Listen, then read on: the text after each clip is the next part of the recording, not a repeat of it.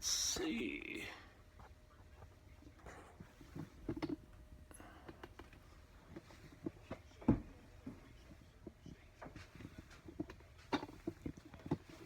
Are we going to be live this morning streaming, or no? We're still. I haven't heard from Tom yet on the encoder. Okay, you are recording right now. All right. Let me see if you can see. Oh, we got something right in our way. Ouch! Stepping on my cord. Hello. And that didn't even show, but the flags show them. I'll move them over a little bit. Yeah, move them over a little bit. Side. Good morning. Sorry, Good morning. It is Thursday. Happy morning. Wake up and have some coffee with JP and Dr. B. We're getting ready to go. All right. We got 8 seconds. 8 seconds. 8 seconds. 8 seconds till showtime. Tune in. Here we go. You're Cleo. I'm Dr. B. Dr. B. John, do I call you John?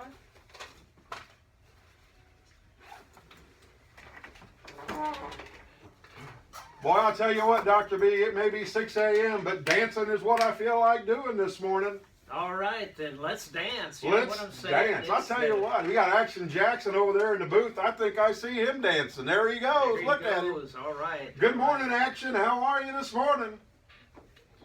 Today is a great day. Today is That a great day. I'll tell you what. Well, let's start off our show by giving everybody a heads up. We have my friend Scott Terry, who sent out a message from the Severe Weather Storm Reporting Agency. We are looking at some possible high winds, rain, and some possible hail out there. So today, if you are out and about and you're driving, or if you're parking your car somewhere away from a tree, you might want to park under some shade or park under some cover, because they are saying we may have some severe weather today. So just kind of a heads up. Thank you, Scott Terry, one of our listeners, for tuning in to us and letting us know to give everybody out there in the fan world a heads up so they can protect themselves in their car. But with that being said, it is Thursday morning, and Dr. B, I'll tell you what, I love Thursday morning. I do too. It's a great morning, and we're over that hump day, and we're getting ready for the weekend. Well, you know, and it's also Battle of the Family Freebies between you and I. And I'm going to tell you, I'm going to take you down in the second half of the show today. We'll see. We'll see. I think I've got you today. Plus, we've got our call-in for our family 4-pack through Legoland Discovery Center. We'd like to thank Legoland Discovery Center and Sea Life Aquarium out at Grapevine Mills. They provide you with fun family entertainment and an opportunity for all members of the family to have a good time. I mean, who doesn't love playing with Legos? Absolutely. You know, and I'm looking forward to going back out there myself. Absolutely. And so I want to thank Amy and her crew out there for doing such a great job and providing our families with an opportunity to have a fun weekend out playing either with Legos or and they're looking at their Sea Life Aquarium, which, by the way, their aquarium is amazing. It is. And, you know, I'm going back to the Lego for just a minute, but the master builder was actually here in-house, and wow. Wow. Yeah, wow was the only thing I could think of. And I'll tell you what, you know, it's something else, our topic today, I'm super excited. We have in studio with us Cleo Marchese. Cleo is board certified when it comes to breastfeeding and support families and new moms out there that are wanting to breastfeed. And I'll tell you, we've gotten a lot of feedback. First of all, I want to say hello to Lindsay from Innsbruck, Austria. She is listening to us this morning, and also Francois Dubuc out in Montreal, Canada, for tuning in as well. But Cleo, welcome to the show this morning. Hi, John. Thanks for having me here today. We're excited. I'll tell you what, I didn't realize, you know, my mother breastfed, and I had no idea that it was controversial. But evidently, there's controversy about breastfeeding in public, and that's one of the things I'm going to want to talk about. I've heard that there's controversy in regards to the nutritional value versus what you could be provided by Gerber, I guess. So, Dr. B, I didn't realize how controversial this was. Well, you can hear about it. You know, people get upset when they see somebody breastfeeding on a plane or whatever, and so it's been in the news a lot. Yeah, evidently. So if you want to catch us, you can catch us at AM 620, of course, here on the dial, or you can go to our website at www.jpanddrb.com. We are still working out our encoder issues with YouTube, but we will be posting the show directly after the show on YouTube, and you can also find that link on our website at jpanddrb.com. But this morning we're going to be tackling the idea of breastfeeding. So again, in studio we have Cleo Marchese. Now Cleo, you're with a couple of organizations. Let's talk about the nonprofit organization first. I think it's La Leche. Yes, that's correct, John. I've been a La Leche League leader for over 15 years. La Leche League has been around for actually a very long time. It was started by 7 women who wanted to make breastfeeding a more positive experience for mothers, and it's now an international organization. We have free group support meetings, online help, and also you can call a leader, a volunteer leader, to get free information. So how do people find out about La Leche of Texas, La Leche of America, La Leche International? How do they find out about You'd it? probably just go to LLLI.org. That's basically La Leche League International. There's also LLLUSA.org and LLLTexas.org. Well, I know that one of our executive producers, Denise Voss, who handles our website, is listening this morning, so good morning, Denise. And we want to get that put on our website so folks can link to that. So again, that's LLLI.org. And you can find everybody from that one website. And so there you go. So folks, if you're out there and you're having a newborn or you're having a second child and you're in that discussion about should I breastfeed, should I not breastfeed, because you know, one of the things that I have heard amongst my friends is that it's not always the easiest thing to do. And that I hear that moms a lot of times will give up. They're like, you know what, I just can't seem to get it. It's frustrating, and I don't want to deal with it. So, Cleo, what do you say to a mom who's in the middle of that? You know, they're trying to breastfeed, they can't seem to get it to work, and they just want to give up. I think probably the first thing you should do is probably look on your local, wherever you are, and try to find a board-certified lactation consultant. I am a board-certified lactation consultant, and we deal with complicated breastfeeding problems. Also, if you're still in the hospital, a lot of hospitals now also have lactation consultants that can help you while you're there. I think the main reason a lot of people feel breastfeeding is difficult is because it has become like it's not a social norm anymore. You know, women just don't see it. If it was something that you had seen from childhood on up, then you would be more, you know, familiar with breastfeeding and how it works. It's kind of like someone asking you to drive a car when you've never even seen one. So Cleo, I'm wondering, when did this begin to change? I mean, obviously, years ago, most women breastfed. When did that begin to change? I think it began to change with the rise of commercial formula. Formula used to be something you could only get by a prescription if your baby was ill. And then someone got a bright idea, hey, let's make this, you know, mass market and commercialized. When they originally started using formula, they, you know, said half truths and said it was actually better than breast milk. So people, you know, jumped on the bandwagon and started using it. But as I guess you could say, by the time of the mid 50s and 60s and definitely by the 70s, they started seeing that there is a remarked difference in health of breastfed infants versus formula-fed infants. So more researchers started doing research and saying, you know, wait a minute, you know, breast milk is tailor-made for babies. Each mother makes milk that is specific for their baby. Well, you know, and folks, if you're just now tuning in with us, first of all, welcome. It's JP and Dr. B on the mornings.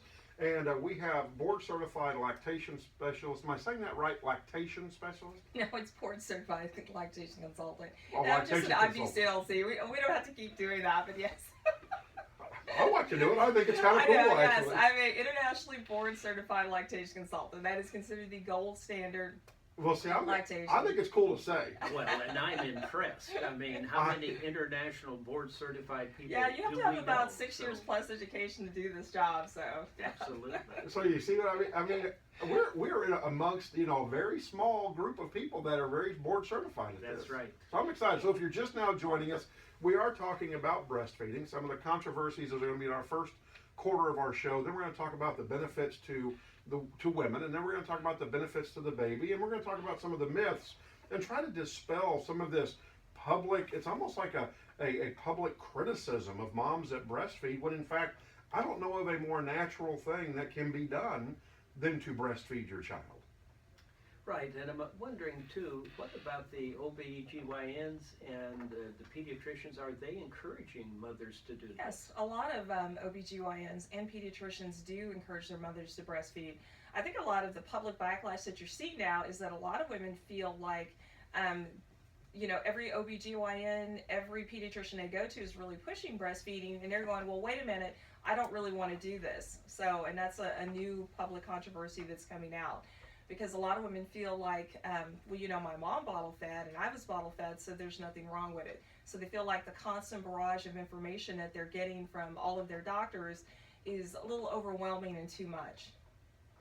So what about the health aspects of, I've heard that their health aspects are better if a child is breastfed, that they're more likely to be healthy. Is that correct? Yes, it is. Breastfeeding provides short-term health benefits for babies and long-term health benefits for all the way into adulthood. You know, breastfed infants, you know, tend to get less ear infections, diarrhea, pneumonia, and a lot of health problems in the first year of life. Well, and we'll get back to that here in just a second. I want to remind everybody at 6:28 a.m. we are going to be giving away a family 4-pack to Legoland Sea Life Aquarium out at Grapevine. You call 214-787-1160. 214-787-1160. All That's right. the number. Stay tuned. We'll be right back as And the we word continue to is talk. opportunity. Oh, that's right. The word is opportunity. So stay tuned as we come right back and we talk about breastfeeding. Why are you laughing at me? I'm not laughing at you. Are you laughing with me? I'm What? laughing with you. With Sorry, is it not called breastfeeding? Yeah, it is called breastfeeding. Okay. It's the way you say it, the emphasis. That's really Oh. hilarious. Oh, is it? Oops. I think it's kind of fun. the one chance you have today. I think it's kind of fun. Well, thanks for coming in. Yeah. And evidently, this is a. It was my nav system that made me off. It kept, I don't know, it just made me really off. I kind of got a little off. Question for you. Yes. Sorry to interrupt. When it comes to breastfeeding, is it that a lot of maybe single women or men may not just get it, and that could be part of the reason of the controversy? Because if you have No, it's not. It's usually, I hate to say it, it's usually feminists that are attacking the traditional family values, and they act like it's, you know, oh, well, it's so dehumanizing to women. They're trying to put women back in the home barefoot and pregnant and dehumanizing the woman. And I get so tired of reading these articles, and they're coming up with a bunch of junk research that they've gotten extrapolated research from other things that says, well, it's really not that much of a difference. And that in a westernized country with modern healthcare, and also if you get your children in early Head Start programs, you know, there's minimal difference. And I'm thinking, well, not everyone can do that. Lower income women can't do that. They can't afford that type of extra stimulation, extra education to get the extra cognitive and benefits from breastfeeding. And they can't afford that, you know, really high cost daycare where you have a lot of interaction between the child and the caregiver. I mean, I want you to ask that. See? Yeah. So when we come back, I'm gonna kick it back to you and say, you know, Action, did you breastfeed when you were a kid? And then I want you to say something and pop off with your question. Gotcha. Okay. Perfect. I just think a lot of people are just uncomfortable with it in general. And I want you to talk about that. I want you to talk about it's more about feminist and anti-family values than anything else. Oh, it is. It's absolutely. I've never had a guy who's upset about breastfeeding. 99% of the time, it's another woman who's disgusted by it. And when women have trouble at their job, it's going to be a female boss. It's never a male boss that goes, oh, you can't breastfeed. Because Angela goes, hey, they don't even want to touch that. Let's talk about it. I mean, let's talk about in the workplace that it's even being, you know, put down or whatever. Now, has breast pumping, has that prevented some of the workplace disruption, maybe, if that's what they're thinking it is? Yeah, because a lot of people feel like, you know, you're taking away from time, you know, to breast pump. You know, you're pumping 3 times a day for 10 or 20 minutes. You know, some people with a smoke break, they're going out once an hour. Right. And when you're pumping and feeding your baby human breast milk, you miss a lot less work. So you're actually not inconveniencing your coworkers by missing, you know, work because your child is sick all the time. We See, need when you that talk about that too. conversation on. Well, so when Sharavius comes in and he asks that, you know, then let's go from there to the workplace and some of the myths, and so go ahead and just carry that over. Okay. And if you want, I'll ask, you know, how does the workplace view this or something like that, Okay. and then we'll get into the health benefits to the mom.